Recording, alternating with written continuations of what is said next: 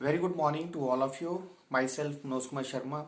You are most welcome in this video of +1 accountancy. आज हम मार्च 2020 में डेप्रिसिएशन के चैप्टर से जो न्यूमेरिकल पूछा गया है वो हम डिस्कस करेंगे. So let me take a numerical. The numerical is Lakshman Limited purchased machinery for rupees 80,000 on 1st July 2007. Depreciation is provided at the rate of 10% per annum on diminishing balance method. On 1st October 2009, the machine was found unsuitable and disposed of for rupees 20,000. On the same date, a new machinery at a cost of rupees 30,000 was purchased. Prepare machinery count from 2007 to 2010 if accounts are closed on 31st December every year. तो question क्या है कि 1 July 2007 को एक machinery 80,000 रुपए की खरीदी जाती है.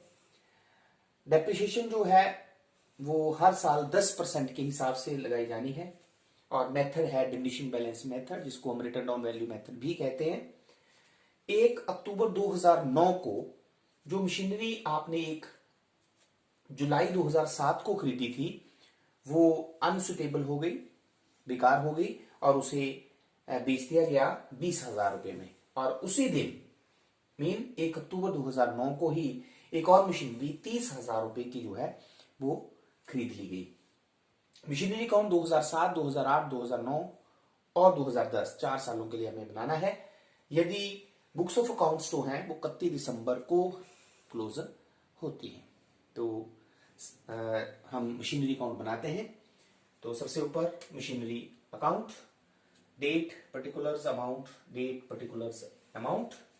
तो जब भी मशीनरी खरीदी जाती है, जैसे कि क्वेश्चन में दिया है कि 1 जुलाई 2007 को ये मशीनरी खरीदी जाती है, तो जब मशीनरी खरीदी जाती है तो हमारे पास जर्नल एंट्री जो होती है वो होती है asset account debit, mean machinery account debit to cash account. तो इसे हम जब हम मशीनरी अकाउंट बनाएंगे तो इसे हम कैसे लिखेंगे? 1 July 2007 to cash account, to bank account भी लिख सकते हैं आप. How much rupees? It is 80,000. अब 2007 में ये मशीनरी हम पूरा साल यूज करते हैं. तो 31 दिसंबर 2007. तो जब हम डेप्रिसिएशन लगाते हैं तो सेकेंड एंट्री हमारे पास जर्नल एंट्री होती है depreciation account debit to machinery account. तो हम लिखेंगे बाय डेप्रिसिएशन अकाउंट. और डेप्रिसिएशन जो है वो 80,000 रेट है 10% on for how many months, क्योंकि आप देख सकते हैं ये जुलाई में हमने खरीदी है तो 6 मंथ की डेप्रिसिएशन लगेगी. तो इसको सिंप्लीफाई अगर आप करें तो 4,000 रुपया डेप्रिसिएशन लगी. तो 31 दिसंबर 2007 को ही अब हम बैलेंस कैलकुलेट कर लेंगे. तो बाई बैलेंस कैरी डाउन. तो टोटल जो है वो है 80,000. 80,000 में से 4,000 हम डिडक्ट कर देंगे तो ये हमारे पास आ जाएगा 76,000 रुपया, जो कि हमारे पास 1 जनवरी नेक्स्ट ईयर के लिए ओपनिंग डेट को 1 तारीख को हमारे पास बन जाता है ओपनिंग बैलेंस, जिसको आप टू बैलेंस ब्रॉट डाउन करके भी लिख सकते हैं. अब 2008 में जैसा कि क्वेश्चन में दिया है हमने कोई भी दूसरी मशीनरी नहीं खरीदी है, तो हमारे पास यही मशीनरी है. इसी मशीनरी को हम यूज करते हैं और एट द एंड जब हम डेप्रिसिएशन लगाएंगे तो हमारे पास फिर एंट्री हो जाएगी depreciation account debit to machinery. तो बाय डेप्रिसिएशन. और हम जो मेथड यूज कर रहे हैं वो है रिटर्न डाउन वैल्यू मेथड. तो रिटर्न डाउन वैल्यू मेथड में प्रत्येक वर्ष घटते हुए मूल्य पर जो है वो डेप्रिसिएशन लगाई जाती है. तो 76,000 पर 10% हम डेप्रिसिएशन लगाएंगे तो यह आ जाएगी 7600. तो अब आप इसी डेट को 31 दिसंबर 2008 को हम बैलेंस निकाल लेते हैं, जिसको हम लिखते हैं बाय बैलेंस कैरी डाउन. तो ये टोटल हमारे पास आ गया 76,000 और ये हमारे पास आ गया बैलेंस 68,000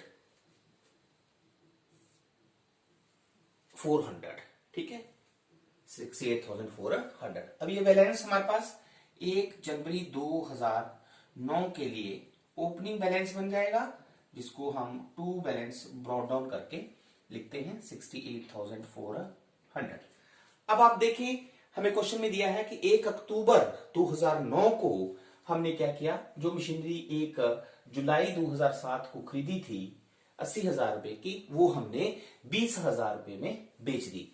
तो अब हम जो मशीनरी हमने 1 जुलाई 2007 को खरीदी थी वो बेची हमने 1 अक्टूबर 2009 को, तो इस मशीनरी की वैल्यू हम 1 अक्टूबर 2009 को ही कैलकुलेट करेंगे, तभी हम उस पर प्रॉफिट या लॉस कैलकुलेट कर सकते हैं। तो उसके लिए हमें वर्किंग कैलकुलेशन करनी पड़ती है।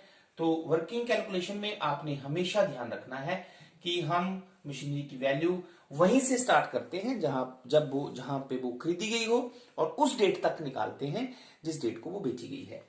तो मशीनरी की value of machinery on 1 July 2007 को आपने 80,000 रुपए की खरीदी है, और उस साल जो है वो डेप्रिसिएशन जो है वो 6 मंथ की लगाई गई, क्योंकि हमारे पास वो 6 मंथ जो है वो यूज हुई, इसलिए वो उस मशीनरी की वैल्यू 1 जनवरी 2008 को हमारे पास हो गई 76,000। अब हमारे पास 2008 में ये वैल्यू ऑफ मशीनरी आ गई, ठीक है। अब 2008 में फिर हमने यूज की तो फिर डेप्रिसिएशन लग जाएगी 10%, तो 76,000 पर 10% ये लग जाएगी 7600, ठीक है। हमारे पास वैल्यू जो अब आ गई 1 जनवरी 2009 को, वैल्यू ऑफ मशीनरी ऑन 1 जनवरी 2009 को। अब 2009 में हमने बेची कब है, अक्टूबर में, इसका मतलब 2009 में भी ये मशीनरी जो है वो 9 महीने और यूज की गई 30 सितंबर तक, ठीक है। तो फिर less depreciation at the rate of 10% for 9 month. तो आप कैलकुलेट कर सकते हैं 68,400 इंटू 10/100 इंटू 9/12,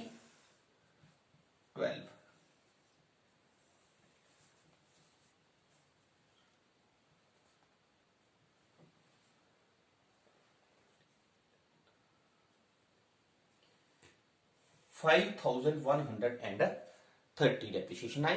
तो लेस करके अब हमारे पास जो है वो वैल्यू आ गई 63,270 रुपए, किस डेट को, 1 अक्टूबर 2009 को, और इसी डेट को आपने ये मशीनरी जो है वो बेची है। तो लेस सेल प्राइस कितने की बेची हमने, 20,000 रुपए की।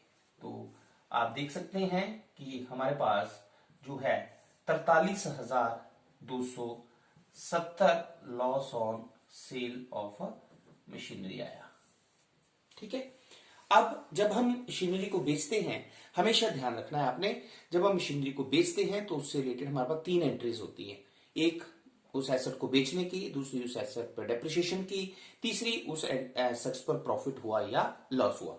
तो जब हमारे पास सेल की एंट्री होती है तो 1 अक्टूबर को बेची हमने, तो 1 अक्टूबर 2009 को बाई कैश, ब्रैकेट में सेल लिख सकते हैं आप, तो हमने बेची है 20,000 की। इसी डेट को 2009 में जो बेची उस पे डेप्रिसिएशन 5,130, ध्यान रखना है आपने इसी ईयर की, क्योंकि हम 2009 की कैलकुलेट करें, और इसी डेट को हमारे पास प्रॉफिट हुआ या लॉस, तो ये आपके पास आ गई डेप्रिसिएशन की एंट्री। फिर हमारे पास लॉस हुआ तो लॉस की entry by profit and loss account debit to machinery, तो by profit and loss account it is 43,270। और जिस डेट को आपने ये मशीनरी खरीदी उस डेट को 30,000 रुपए की और एक मशीनरी खरीदी है, तो 1 अक्टूबर 2009 को जो मशीनरी खरीदी तो मशीनरी को डेबिट टू कैश अकाउंट 30,000, ठीक है। तो अब हम टोटल कर लेते हैं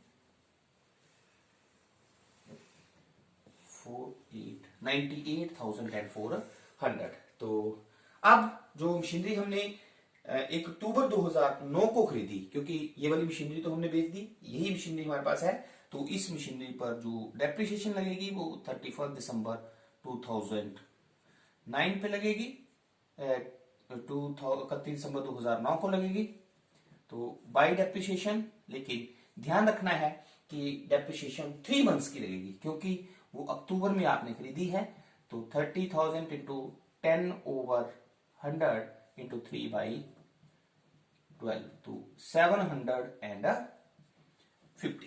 तो अब आप ये टोटल कर सकते हैं,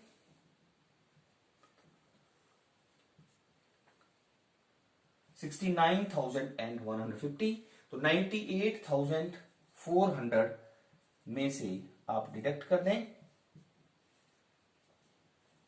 ये आ गया हमारे पास बैलेंस 29,250। तो सेम डेट को 31 दिसंबर 2009 को by balance carry down 29,250। Now both the sides equal 98,400। अब ये बैलेंस हमारे पास अगले साल के लिए 1 जनवरी 2010 के लिए ओपनिंग बैलेंस, जिसको आप लिखते हैं टू बैलेंस ब्रॉट डाउन 29,250।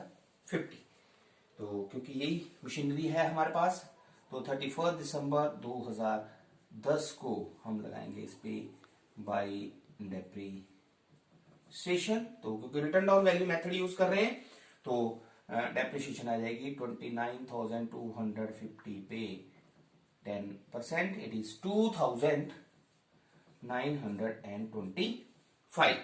तो 2,925, तो टोटल है हमारे पास 29,250, तो 29,250 में से 2,925 जो है हम डिडक्ट कर देंगे, तो हमारे पास वैल्यू जो बचेगी मशीनरी की वो आ जाएगी बाई बैलेंस कैरी डाउन, जिसे हम लिखते हैं 26,325, दोनों तरफ बराबर 29,250, 29,250। तो इस तरह से आप देख सकते हैं कि मार्च 2020 में एनुअल एग्जामिनेशन में ये जो क्वेश्चन जो है वो पूछा गया है।